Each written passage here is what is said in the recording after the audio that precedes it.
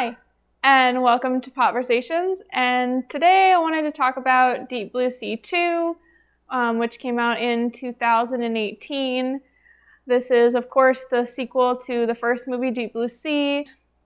Honestly, the first one is a much better movie. The only reason I actually even watched this was because when I bought Deep Blue Sea, it had Deep Blue Sea 2 included in it. So that's really the only reason that I viewed it at all.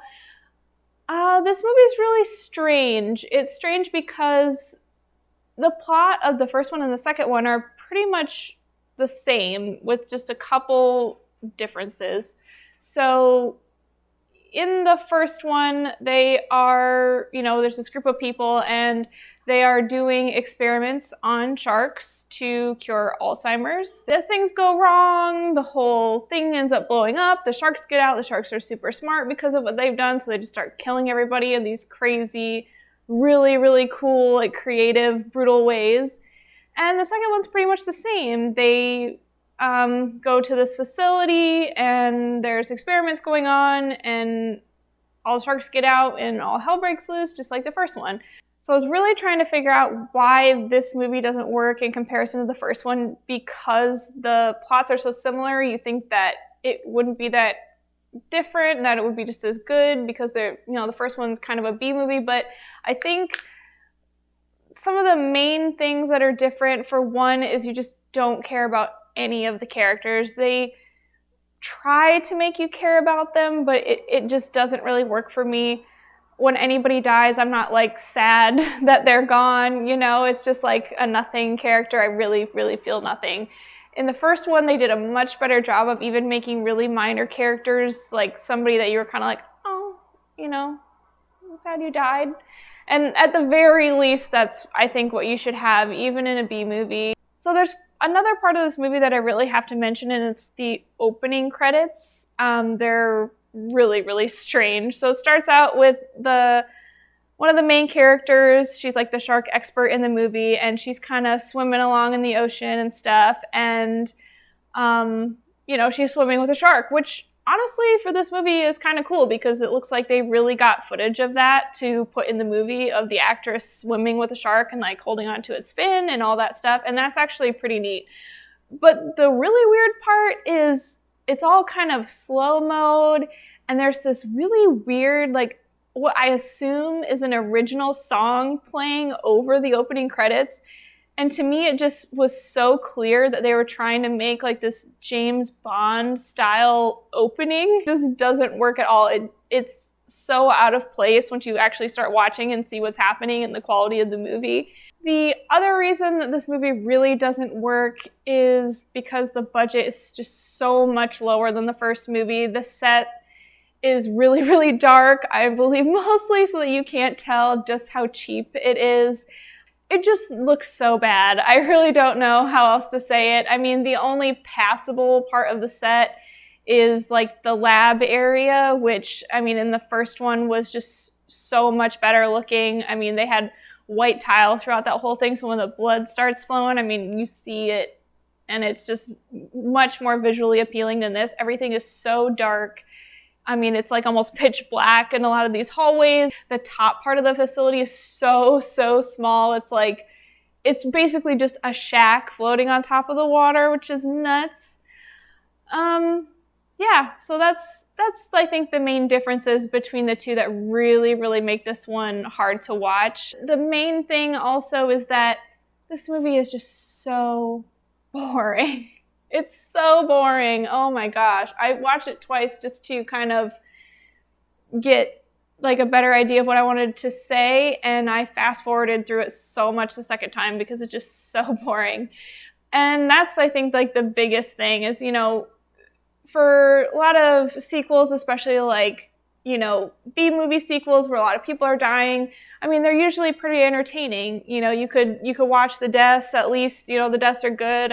Final Destination movies, that's really what those movies are made for.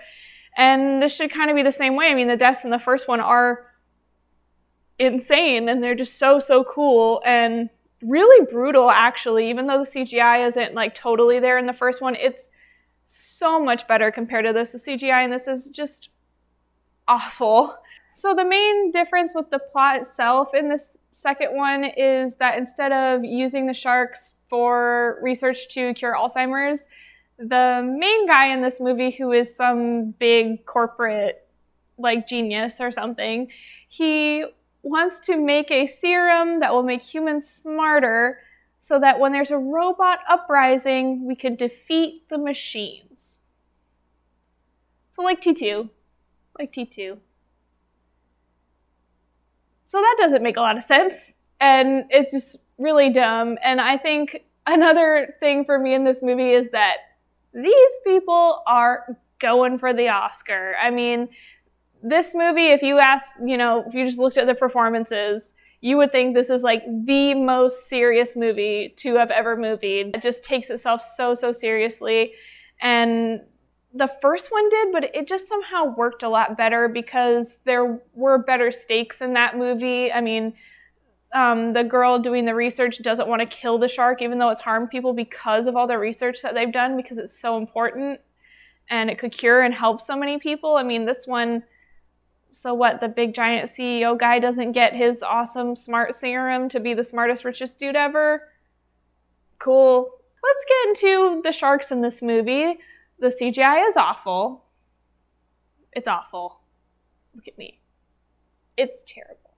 I mean, there's a part in this movie where a shark is eavesdropping on a conversation where they're talking about killing the sharks when the experiment is over, and the shark is staring at them through the porthole. And just look at this. Look at this shark. It's like staring at them, and it's just so weird. And it somehow is supposed to understand that, like, what they're saying through the walls. And it just, oh my God, that's like the worst part of the movie. It makes no sense whatsoever. It's just, it's not even funny to me. It's just, I mean, it's a little funny.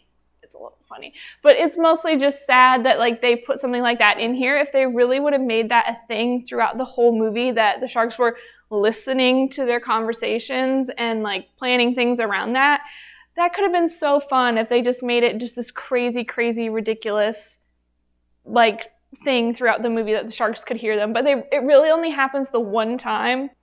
And so the whole main thing about this is it's not just the sharks themselves, of which I think they have like 6 bull sharks, and they make a big deal about how you're not supposed to put bull sharks in captivity, blah, blah, blah.